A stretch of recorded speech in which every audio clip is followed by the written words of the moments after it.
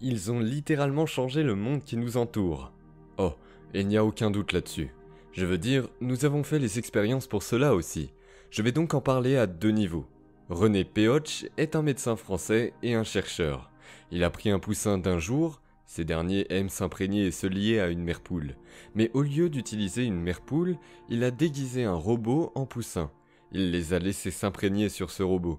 Ce robot était un générateur d'événements aléatoires. Ce qui signifie qu'un générateur d'événements aléatoires est comme un tirage au sort. Donc dans 50% des cas, le robot va se tourner vers la droite. Et dans 50% des cas, il va se tourner vers la gauche. Donc si vous le mettez dans une arène en cage et que vous laissez le robot partir, et que vous devez cartographier ses déplacements dans l'arène, il couvrira à peu près toute l'arène. Mais quand il a pris ses poussins et les a mis d'un côté de l'arène, au moment où ces poussins ont vu le robot en pensant que c'était leur mère, leurs intentions, leurs pensées et leurs émotions ont attiré le générateur d'événements aléatoires de ce côté 100% du temps.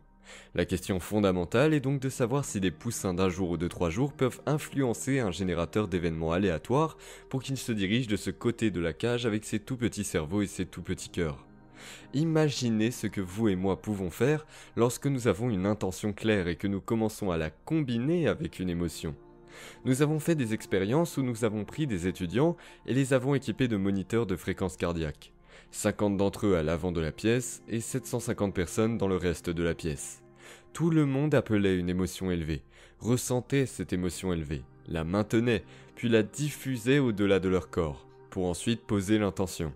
La pensée sur cette énergie pour le plus grand bien de tous ceux qui portent les moniteurs de fréquence cardiaque à l'avant de la salle. Que leur vie soit enrichie, que leur corps soit guéri, que le mystique les trouve, que leurs rêves soient manifestés et réalisés. Et faire cela pendant 10 minutes. Il est intéressant de constater que tant de personnes entrent en cohérence cardiaque en portant un cardio-fréquence-mètre exactement à la même heure, le même jour et dans la même méditation. Ce qui signifie que tout le monde influence le système nerveux autonome de ces personnes de façon très éloignée. Donc chaque personne qui reçoit cette énergie voit son système nerveux autonome influencé. Cette personne qui entre en cohérence cardiaque devrait influencer chaque personne dans sa vie à laquelle elle est connectée et devrait créer plus de cohérence cardiaque chez chaque personne.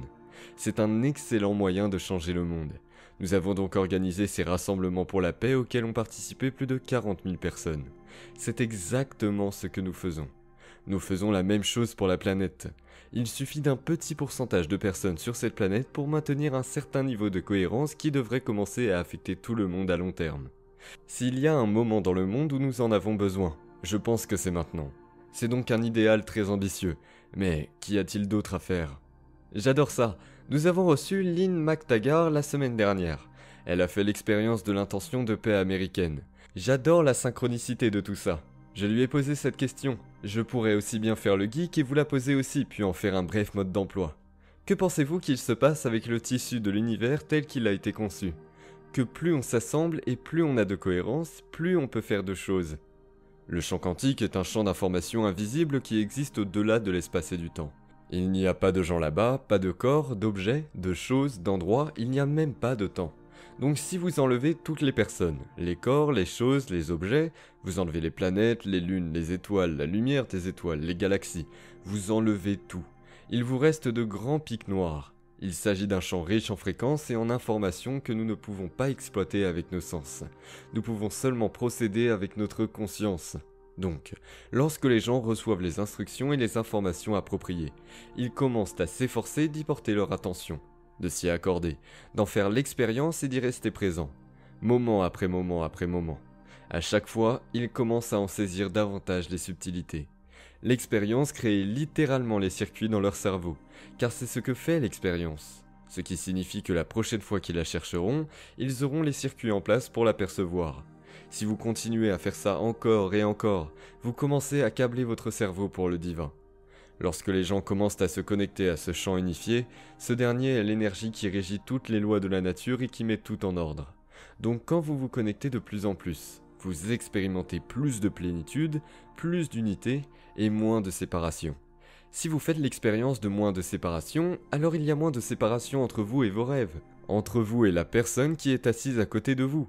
Vous expérimentez plus d'unité. Ainsi, en vous déployant plus profondément dans ce champ, vous pouvez produire de plus grands effets sur la nature de la réalité, car vous vous rapprochez de ses origines. Nous faisons l'expérience de la séparation lorsque nous ressentons la peur. Nous faisons l'expérience de la séparation lorsque nous ressentons la colère et l'agression, ou de la douleur et de la souffrance, car ce sont les substances chimiques mêmes qui nous permettent de recevoir la réalité avec nos sens. Et puis, bien sûr, si je perçois la réalité avec mes sens, il y a moi ici et il y a vous là-bas. Il y a moi ici et mes rêves par là. Mais au fur et à mesure que nous nous connectons à la réalité, que nous nous en rapprochons et que nous en faisons l'expérience, nous devrions être capables de produire un plus grand effet sur la nature de la réalité parce que nous sommes davantage connectés au champ d'information qui organise réellement la matière en forme. On monte donc en amont pour pouvoir produire un effet en aval. En plus de la méditation, il faut que j'aille à l'un de vos événements. Nous allons parler de vos événements dans 1 minute. Que pouvons-nous faire à chaque instant lorsque nous nous surprenons et réalisons que nous sommes sous le coup de nos émotions ? Il n'y a rien de mal à avoir une réaction émotionnelle. J'en ai toujours, je veux dire, on en a tous. La question est, combien de temps allez-vous les avoir ? C'est la vraie question. Si vous ne pouvez pas vous défaire de cette réaction émotionnelle, alors cela signifie qu'à un certain niveau, vous devez être dépendant de cette émotion, car une dépendance est quelque chose que vous pensez ne pas pouvoir arrêter. Alors imaginez que lorsque vous commencez à réagir, la plupart des gens ne pensent pas qu'ils ont la capacité de l'arrêter. Alors ils ne le font pas. Ils pensent que c'est la personne qui leur fait ça ou que c'est la situation qui crée ça. Une fois que nous disons cela, nous sommes des victimes parce que nous n'avons aucun contrôle sur nous-mêmes. Quand nous commençons à réagir, la première chose à faire est de s'arrêter, prendre une respiration, se recentrer, faire remonter une émotion. Je sais que, bien souvent, vous ne voulez pas le faire parce que vous voulez vous sentir en colère, frustré ou effrayé, car c'est la réaction normale. La première étape de tout processus de changement est donc de prendre conscience. Vous pouvez vous dire « Mon Dieu, maintenant je suis conscient que je suis en colère, maintenant je suis conscient que j'ai peur ». C'est la première étape. La deuxième étape est de faire quelque chose à ce sujet, de prendre un moment, de s'excuser des conditions de votre vie, juste pour quelques minutes, de se centrer. Je l'ai fait hier. Me centrer, prendre quelques respirations, augmenter mon énergie et travailler avec mon corps. Je ne fais pas ça pendant 4 heures parce qu'il s'avère que nous perdons beaucoup d'énergie. Nous commençons également à réguler les gènes qui déclenchent des maladies. La deuxième étape consiste donc à opérer un changement en créant un état d'élévation, ce qui permet de réduire le volume de ces émotions de survie. Vous commencez à cultiver des émotions élevées. Il est logique que pour nos étudiants, qui pratiquent cela tous les jours et font ce travail intérieur, ça devient une compétence pour eux. Nous voyons certains étudiants qui sont capables de maintenir ces états pendant plus d'1 heure à la fois, ce qui signifie qu'ils n'ont pas toute leur attention sur leur monde extérieur. Ils font plus attention à leur monde intérieur et ils ne mettent pas toute leur attention à l'extérieur. C'est ce qui leur permet de comprendre quand ils commencent à se sentir d'une certaine manière. Vous devez vous entraîner, tout comme vous ne pouvez pas sortir et frapper une balle de tennis si vous ne commencez pas à vous entraîner. Plus vous vous entraînez et plus vous faites ce travail. La même chose se produit avec votre capacité à être capable de réguler et de changer différents états. Magnifique. Est-ce quelque chose que les gens devraient pratiquer ? Vous parlez de se lever le matin et de vivre soudainement dans le passé. Est-ce quelque chose que l'on devrait faire dès le matin par exemple ? Je pense que la plupart des gens passent la majorité de leur vie à vivre en fonction des souvenirs du passé. Au lieu d'être définis par une vision de l'avenir, la plupart des gens croient en leur passé, plus qu'ils ne croient en leur avenir. Je pense que les gens sont plus amoureux de leur passé qu'ils ne le sont de leur avenir. Ils racontent certainement l'histoire de leur passé plus qu'ils ne racontent l'histoire de leur avenir. Il est tellement plus facile d'oublier notre vision que de s'en souvenir. Alors pourquoi ne pas commencer la journée en vous rappelant qui vous voulez être lorsque vous ouvrez les yeux ? En vous rappelant cette vision, puis en commençant à enseigner à votre corps, sur le plan émotionnel, comment se sentir dans ce futur avant qu'il ne se produise. Cela va à l'encontre de la façon dont nous avons été conditionnés. Nous devons obtenir quelque chose pour ressentir de la gratitude. Et si toute votre vie, vous ne créez rien et que rien ne change, cela signifie que vous vivez dans le vide et le manque toute votre vie. Imaginez que si vous terminez une méditation et que vous vous levez en vous sentant reconnaissant, alors vous avez l'impression d'avoir déjà ce que vous avez créé et vous avez moins de manque de séparation. Vous vous sentez plus entier. Vous êtes donc moins enclin à forcer les résultats et à contrôler les résultats dans votre vie parce que vous avez l'impression que tout est déjà arrivé. Alors commencez votre journée en changeant votre cerveau neurologiquement et neurochimiquement, et en changeant votre corps chimiquement et génétiquement pour vivre dans le futur présent au lieu du passé présent. Et soyez capable de maintenir cet état modifié d'esprit et de corps toute la journée. Préparez-vous, parce que si vous êtes capable de faire cela, vous commencerez à avoir des synchronicités, des opportunités, des sérendipités et des coïncidences se produire dans votre vie. Parce que c'est l'effet secondaire d'un changement d'énergie. C'est un effet secondaire du changement de notre état d'être. Si je devais enlever ma casquette de coach et la mettre sur vous, Dr. Joe, et que vous donniez aux gens une mission à accomplir aujourd'hui, quelle serait-elle?